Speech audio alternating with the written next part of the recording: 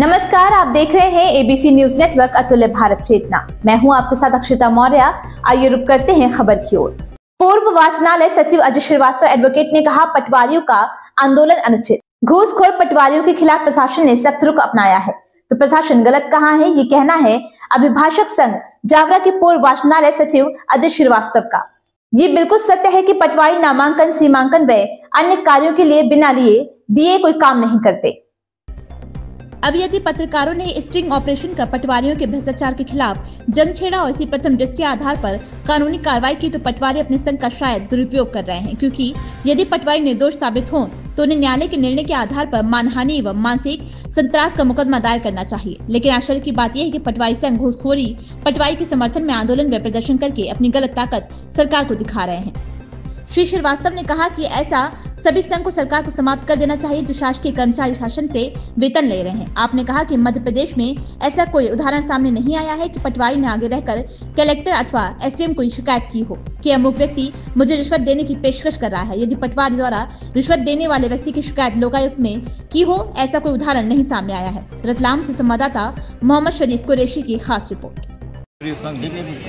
वकील साहब, क्या नाम है आपका? अजय श्रीवास्तव एडवोकेट। आपने पटवारियों पे आरोप लगाए हैं, क्या कहना है आपका पटवारियों के विषय में? मेरा कहना है कि अखबार वालों ने भोपाल के अंदर पटवारी को का स्टिंग ऑपरेशन करा था। उसमें पाया गया था कि यहाँ पे लेन देन चल रहा है। उन्होंने अपने घर पे कार्यालय खोल रखा है, वो कार्यालय में लेन देन करते हैं। और इसके बाद अगर उनके ऊपर कार्रवाई करी गई तो सभी पटवारी संघ इकट्ठा हुआ, उन्होंने अपना कामकाज बंद कर दिया।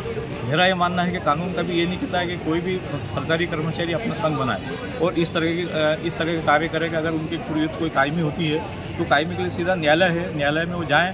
न्यायालय में अगर वो सही है तो न्यायालय उनको बरी करेगा। इसके बाद उन्हीं पत्रकारों के खिलाफ मानहानि का दावा करें।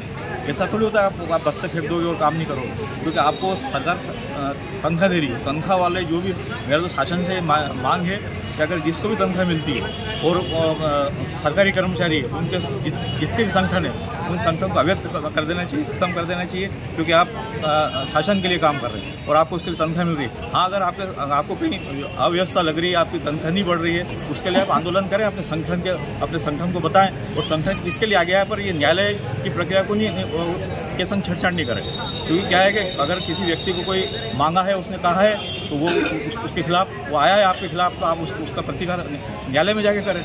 या आप ये थोड़ी हो सकता है कि आप हम सब कामकाज बंद कर दें। आपको लगता है कि ये जो संघ है ये भ्रष्ट पटवारियों के समर्थन में खड़ा हो जाता है, या उचित है? ये गलत है। किसी भी, मान लिया आपकी जांच जब तक पूरी नहीं, जब तक आप ये नहीं करेंगे कि उसके पक्ष में खड़ा होगा। हाँ, अगर उसके खिलाफ अगर कोई कार्रवाई नहीं होती है तो आप जाएं उसके खिलाफ कि साहब हमारे खिलाफ आदमी नहीं करी। अभी तक मैंने ये नहीं देखा है कि किसी भी पटवारी या ने किसी न्यायालय में या तहसील न्यायालय में या कलेक्टर न्यायालय में ये कहा हो कि साहब ये व्यक्ति मुझे पैसे दे रहा है और इसमें मेरे को दबाव बन रहा है। तो अगर आपको कोई पैसे देना है तो आप क्यों ना आप भी कार्रवाई करो कि साहब हमसे हमारे खिलाफ कार्रवाई करने के लिए पैसे लेके आया है, पैसे देना चाहता है, तो आप उसके खिलाफ कार्रवाई करें। पहले की व्यवस्था थी कि सारे पटवारी एक जगह ऑफिस में बैठते थे और वहाँ एक साथ ही लोगों का निराकरण होता था। अब ये जानकारी मिली है कि पटवारी का अपने निजी कार्यालय है। क्या आपको लगता है कि निजी कार्यालय होना चाहिए? नहीं, उनके निजी कार्यालय बंद होने चाहिए। इसी कारण प्रत्यारोप लग रहे हैं आपके ऊपर। आरोप क्यों लग रहे हैं? आपका कार्यालय अलग बना हुआ, आपका भले आप नहीं मांग रहे हैं, आप मान रहे हैं आपका कर्मचारी अलग बैठा रखा है, वो पैसा मांग रहा है, तो ये सिद्ध कैसे करेंगे? आप तो एक ही जगह बैठो। तहसील में जब व्यक्ति बैठते थे, जितने पटवारी बैठते थे, वहीं आप लोगों की समस्या का निराकरण करें ताकि लोगों को मालूम पड़े।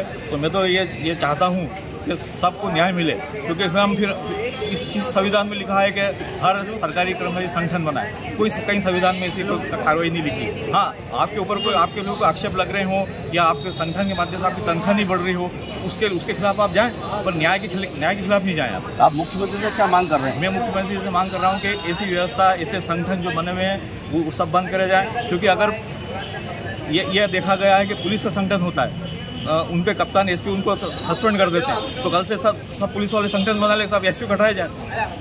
उनकी भी व्यवस्था है ना, वो भी बेचारे काम करते हैं कि पुलिस से काम नहीं कर रही है क्या?